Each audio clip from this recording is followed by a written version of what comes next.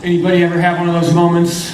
Fire on a train bad, careening off the edge? Anybody? Just me? Come on, I know that you've experienced that. Unless, I don't know, maybe, if not, maybe you should be speaking today instead of me because you've got more insight than I do perhaps on this. Today, we are starting a series of messages called Derailed. And as always, you can follow along following in the Bible app. If you have a smartphone or tablet, feel free to go to your respective app store and find the Bible app there. And there's a live events area where you can follow along with us. We are taking this month to take a look at the lives of several different people in the Old Testament who ended up derailing their life. Now, our goal in this series isn't to just gawk. You know what I mean? It's not just to say, well, that was a wreck.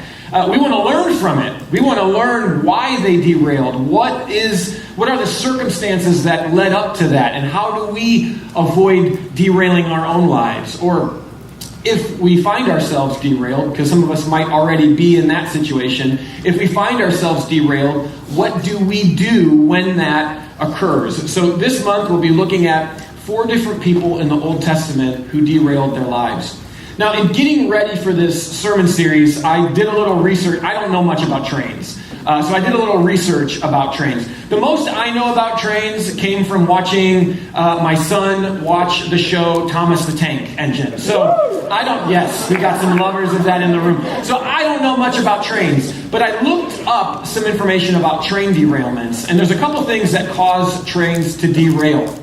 One of those are external circumstances or situations. For instance, an object on the track. A train hits an object on the track, that can cause it to derail.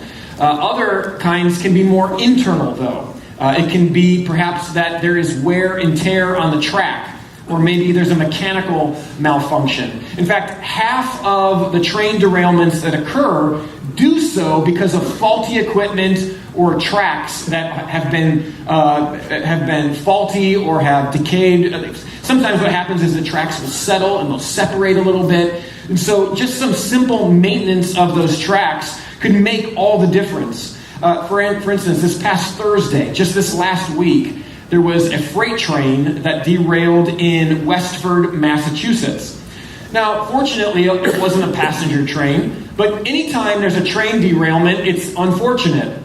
In this case, some of the people in Westford are a little concerned, however, because these train tracks are old, and this is the second train to derail within a quarter-mile distance in the last couple of years. And so there are some questions about the train company there. Have you been inspecting this properly? Have you been doing the proper maintenance? Have you been upkeeping these tracks? You know, this is the same way that it works for us in our lives. There are circumstances that come into our life that are trials, difficulties, hurts, pains, and sorrows. And if we don't inspect our lives, if we don't take a few minutes to evaluate our lives, we face derailment. We can say it this way. You can't expect to stay on track if you fail to inspect your life. We have to be the kinds of people that stop and look around at our lives and our circumstances and inspect what's going on. Otherwise, we may be headed for disaster. Today, we're going to be looking at the life of a man named Absalom. And if you're not aware of who Absalom is, you will probably know who his father is. Absalom was absolutely derailed by his circumstances and his choices in his life. There are 6 chapters that talk about Absalom's life. Chapters 13 through 18 of the book of 2 Samuel. So 2 Samuel, chapter 13 through 18. If you're looking for something to read in the Bible this week, I would encourage you to start at chapter 13 and read through to chapter 18 about Absalom's life. What we want to do today is we want to look at the cause of what really caused the derailment, and it was bitterness in Absalom's life. He allowed bitterness to get a root early on, and he never dealt with it. He never inspected it. His family members never helped him with that, and it ended up destroying him. Now, there are 2 main causes for Absalom's bitterness, which led to his ultimate derailment. And the first happened very, very early on in his life. It was his father's failures. I mentioned his father. If you don't know who Absalom is, perhaps you know who his father is. His father is David. David, of course, is the great warrior that defeated Goliath, the giant of a man who was a Philistine who was mocking the Israelite people. And David stood up and said, "Who is this guy speaking against our God, speaking against us? Why doesn't someone do something about this?" And he took his sling and he defeated that giant that day, that warrior Goliath. David went on to really become a successful warrior. He protected God's people through battle, and so much so that he ended up becoming king. Now, when you look at David in the scriptures, you find over and over again a lot of positive comments about David. David is valued as one of the greatest warriors, one of the greatest kings. We even have a phrase that we say about David. We say that David was a man after God's own heart. And I think probably what happened for Absalom, and he probably had this view of his dad as being a hero. He probably heard this story. Let me tell you that story of when your dad defeated Goliath. All these positive things. However, David was not perfect. David was deeply flawed and had some major issues in his life. In fact, in 2 Samuel chapter 11 is kind of when David, for a moment in his life, he went off the rails. There's major sin in David's life in chapter 11. And in that chapter, we find out three things about David, about Absalom's father. We find out that he is an adulterer, he is a liar and a manipulator, and on top of that, he is a murderer. David decides that he's going to sleep with a woman who is not his wife, and in so doing, she becomes pregnant. He realizes that her husband is one of his soldiers. He brings the soldier home to give a report, when really all he wants is this husband to go home and to spend the night with his wife, so he can kind of manipulate and kind of pretend like this didn't happen, and then maybe the husband will think that the child is his, but the husband doesn't do that. He wants to get back out of the field. And so David devises this scheme, this strategy of battle, to be able to have all the other warriors pull away while her husband is on the battlefield and he dies. So David doesn't actually do the murdering with his own hand, but he devises a plan to have her husband killed. Now imagine for a minute that you are Absalom and David is your father. Absalom is probably 5 to 7 years old here.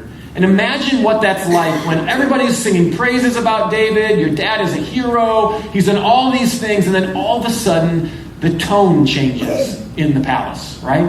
And everything is different. All of a sudden when you walk into a room, everybody hushes their voices and they look at you.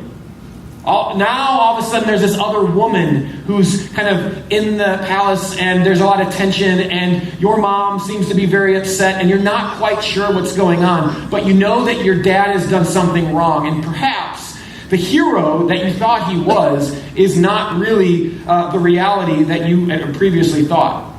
You know, I've experienced this in my own life. I've experienced this with my family. When there is disillusionment on, I thought you were this way, but really your actions are telling me something else. I've experienced this with mentors and leaders and people in my life that I respected, where I thought that they were going to treat people one way or they were going to do one thing one way, but then there's like this unmasking and this disillusionment that I've experienced as I realized that that wasn't the case. I've seen this with friends, as friends have brokenness in their families or in their lives in whatever different way, and I'm sure that to one extent or another that you've experienced that as well. All of us have had that crushing disappointment when sin is revealed in someone else's life, and if we're not careful, that can create a root of bitterness in us. How dare you do this to me? I'm never going to trust you again. I'm never going to trust the church again. I'm never going to trust a person in that kind of position again. And what happens is, if we don't deal with this, if we don't work through it, the root of bitterness will begin to grow up in you. That's what happened to Absalom here as a young boy. It created this separation between him and his father. You know, a simple inspection on Absalom's part, or with David's help, his father, it would reveal that growing bitterness, and they could have taken care of it. But it never happens. David doesn't do it. David ignores it. David moves on. Church, you can't expect to stay on track if you don't inspect your life. And that's exactly what they don't. They don't inspect their life. They don't try to do any maintenance for the problems that are arising. And then things just simply get worse from here. Not only is it his father's failures, but it's his sister's rape. And this is just as a tragic and twisted chapter in the scriptures in 2 Samuel chapter 13. Absalom is David's third son, but David's first son, named Amnon, falls in love with his sister. And Amnon decides that he's going to manipulate his father and get his sister to be in his bedroom, and he ends up raping his sister. And of course, as soon as he does this, the scriptures tell us that his love turned to hate. In fact, he hated her more than he ever loved her after he is done with her. And this is her response in verse 19. Tamar put ashes on her head and tore the ornate robe she was wearing. She put her hands on her head and went away, weeping aloud as she went. Now, this might seem a little strange to us, but this is the way they would visualize, or that they would display their mourning in those days. And understandably so, she is absolutely devastated by these events. Now, this is where the family should come together, and they should try to support her, and they should try to fix this problem. I mean, certainly now there's going to be some inspection, right?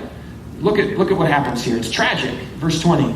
Her brother Absalom said to her, "Has that Amnon, your brother, been with you?" I want to pause here for just a minute and kind of take an aside. Because the narrator who's telling us this story here, these events, he has already clearly called it rape a couple of times. But what does Absalom, her brother, do? Has he been with you? He softens it, right? He's immediately doing what his dad David did. He's kind of skirting it. He's trying to hide it. And he goes on. It gets worse. He says, "Be quiet now, my sister. Don't make a big deal about this. It's the family, the kingdom, and you don't want to shame our name. Be quiet, my sister. He's your brother. Don't take this thing to heart." And Tamar lived in her brother Absalom's house, a desolate woman. Now, if you read through that quickly, you might simply think that he's being noble because he's taking her into his home. I'll give you that. I'll give you that he's doing something kind. But the reality is he's simply following the pattern of his father by trying to manipulate and hide and sweep things under the rug. He silences her. "Don't talk about this, sister. Don't make it worse. Don't embarrass your family. This is your brother. Can't you understand? Don't make this into a bigger issue than you have to." The problem here is David never inspected the tracks of his life or his son's life, and now David's sins are coming full circle. His children are following in his footsteps. David wanted a woman. He wanted Bathsheba, so he took her. His son Amnon wants a woman, his sister, and he takes her. David tries to minimize things and cover things up. And Absalom does the same thing. The cycle is continuing with the children. They fail to inspect their situation and address their problems, and the train just begins to move off track. So what does David do here? I mean, is there anything that David does? Look at David's response to this rape in 21. When King David heard all this, he was furious. Now, I only have that verse on the screen, but if you're following along, you can look in your script in the Bible there. There's nothing else said about David. David's action is, I'm angry. That's it. He doesn't try to console his daughter. He doesn't offer to have his daughter stay with him. He doesn't correct Amnon. He doesn't go and talk to Absalom about any of this stuff. Is it any wonder that Absalom becomes bitter? Is it any wonder that he doesn't, that Absalom allows this just to grow in his life? The narrator is very careful to tell us that this is King David. I mean, if anybody can bring about justice, certainly it's the king. But David doesn't act. He ignores it. He fails to address the growing bitterness in his son. Nobody here does anything to address or redeem the situation. And because of this negligence, Absalom's train just goes completely off the tracks. Absalom's bitterness drives him to a complete derailment. You know, when trains are heavy, trains are huge, they're powerful. And when a train derails, it is an absolute mess. Twisted metal, if there's passengers, potential loss of life. If it's a freight train, loss of cargo and finances. Trains behind it are stopped up. Commerce is affected by it. It is an absolute mess and a disaster. And Absalom's bitterness and his derailment is just as much a mess. It is an absolute disaster for himself and for his family and for the kingdom. There's a couple of responses that Absalom makes, and the first is this. The first is revenge.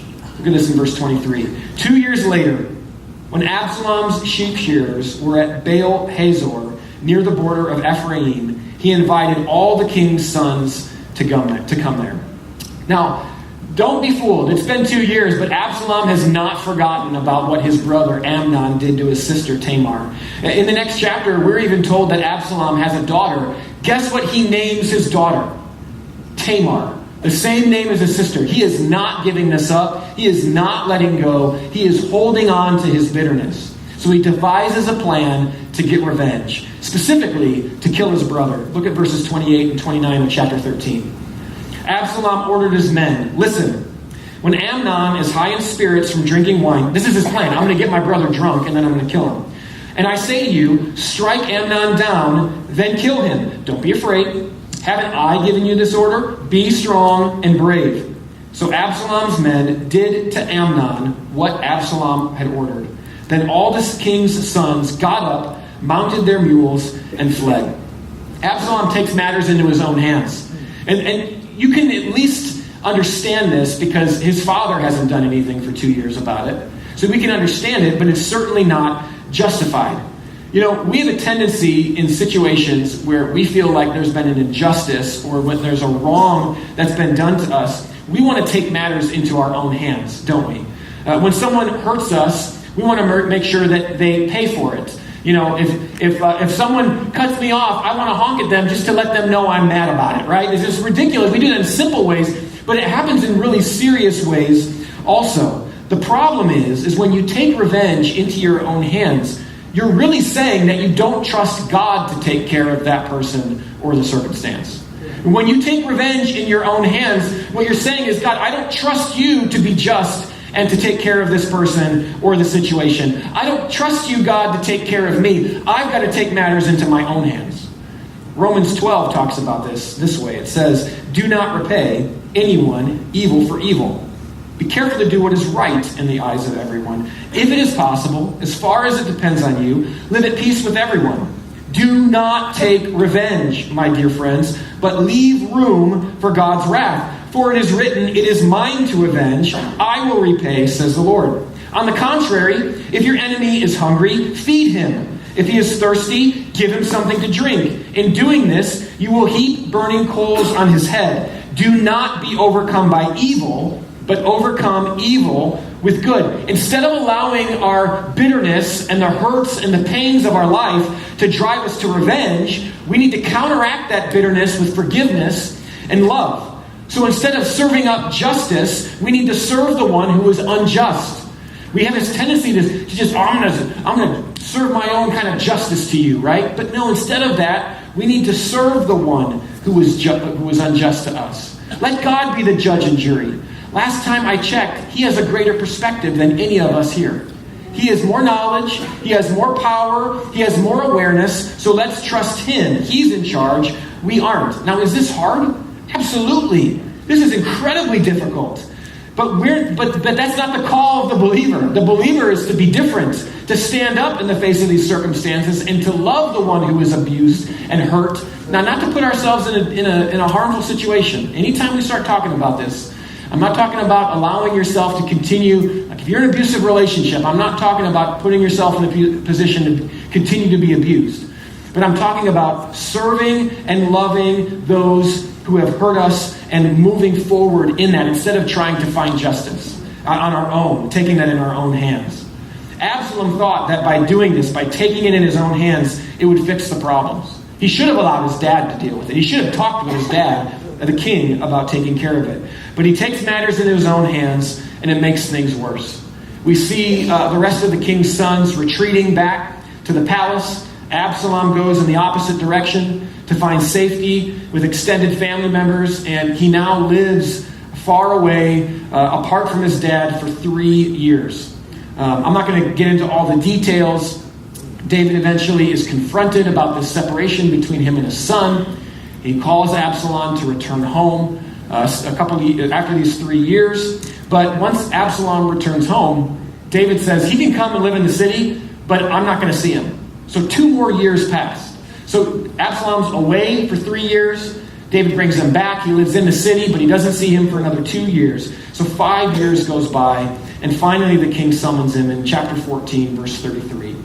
Then the king summoned Absalom, and he came in and bowed down with his face to the ground before the king, and the king kissed Absalom. First, what we saw is this sense of revenge that Absalom had. But secondly, what begins to occur here is rebellion. Now, this is a nice scene, and again, I'm not going to take time to read the verses before and after this. You can look at it. But there's really not much else said about this return. 5 years have gone by, and we're told that Absalom kneels down and David kisses him. This is like going through the motions.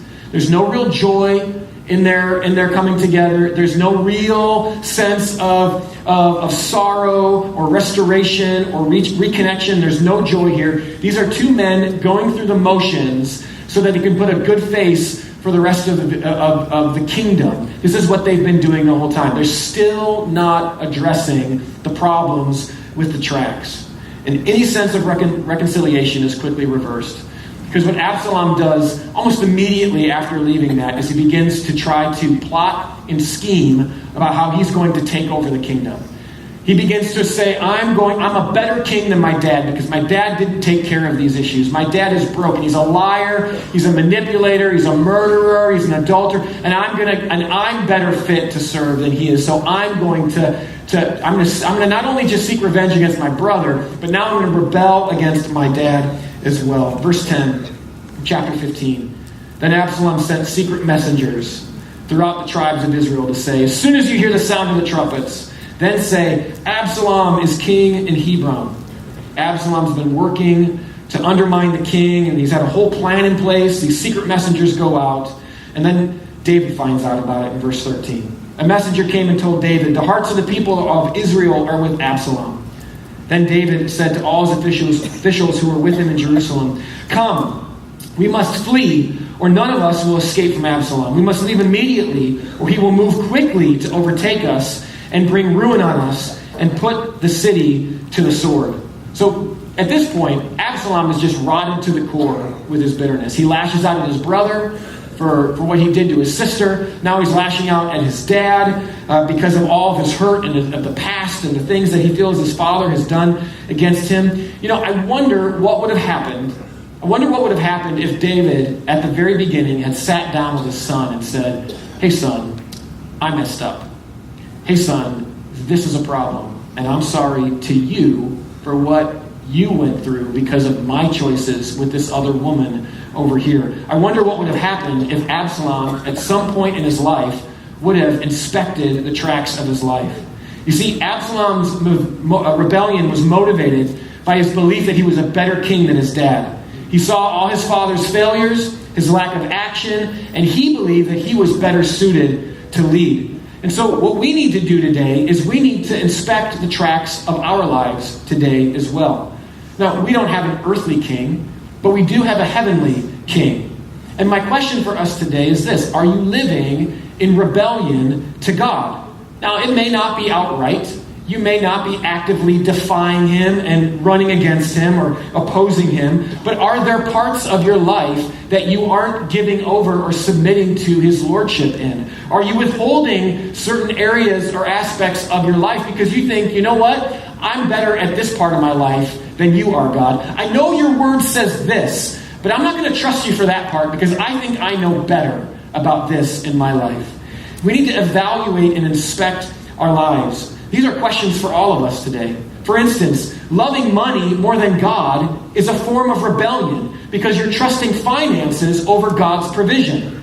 Withholding trust from God, for whatever reason, is a form of rebellion because you think you are more equipped to care for yourself than your Creator is equipped to care for you. And that's what Absalom does here.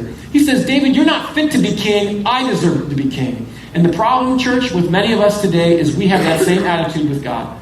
God, I'm going to trust you for this over here. I'm going to pray and ask that you would forgive me of my sins. But then this particular area of my life is off limits to you, God.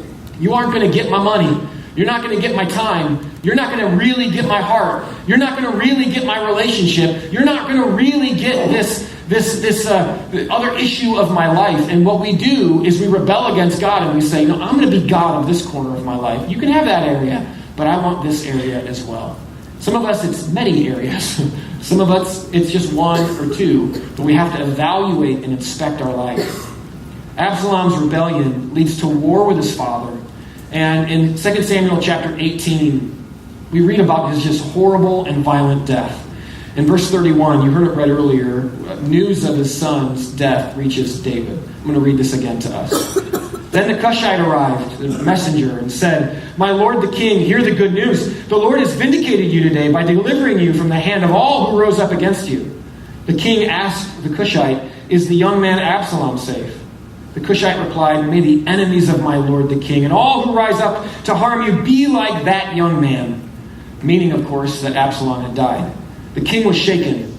He went up to the room over the gateway and wept, and as he went, he said, Oh, my son Absalom. My son, Absalom, if only I had died instead of you. Oh, Absalom, my son, my son. I mean, this is just an absolutely tragic ending to Absalom's story. He's been completely derailed to the point where he died prematurely, a violent death, fighting against his father. Now, I mentioned this, I alluded to this, but when you read through these 6 chapters that talk about Absalom, there is really not much of anything that's positive. One of the most positive parts about it is that they say that Absalom was a really handsome guy. And that's it. I mean, everything else is tainted and ugly in Absalom's life. Absalom dies in battle, trying to overthrow his father, yet in the midst of this, David is mourning for his son. David had given orders to his men. He said, hey, in this battle, don't hurt my son. But some of the men, they're so tired of Absalom's rebellion and what he's done to their king that they go ahead and kill him anyway. David here is broken at the death of his son. But it's odd because he's been paralyzed up to this point, hasn't he?